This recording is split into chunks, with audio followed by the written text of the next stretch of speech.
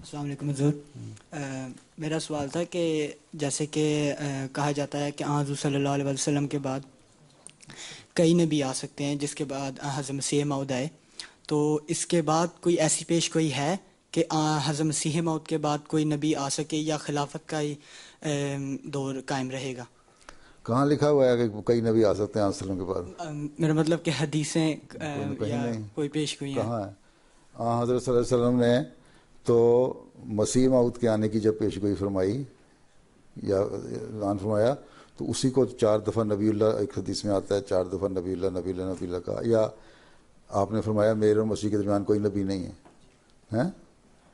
بلکہ یہ حدیثیں تو غیر احمدی یہ پیش کرتے ہیں کہ اگر کوئی حدیث ہے کہ میرے بعد اگر کوئی نبی آ سکتا تو اپنے بیٹا ابراہیم نبی ہوتا، عمر نبی ہوتا.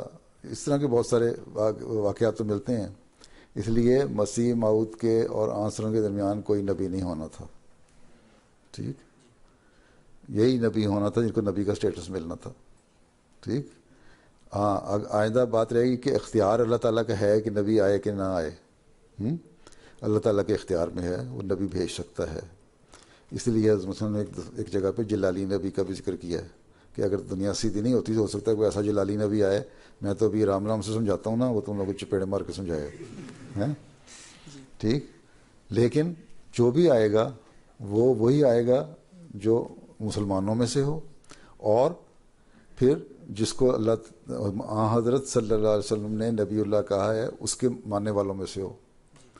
پھر یہ نہیں ہوگا کہ خلافت بھی ہو اور نبوت بھی ہو، وہی مقام خلیفہ کا ہوگا، یا اس کو وہ خلیفہ کہے گا کہ میں اگر ہوگا تو اللہ بہتر جانتا ہے ہوگا کہ نہیں ہوگا. اگر ہوگا تو وہی ہوگا جو اس وقت کا زمانے کا خلیفہ ہوگا، وہی نبی کا بھی ہو سکتا ہے.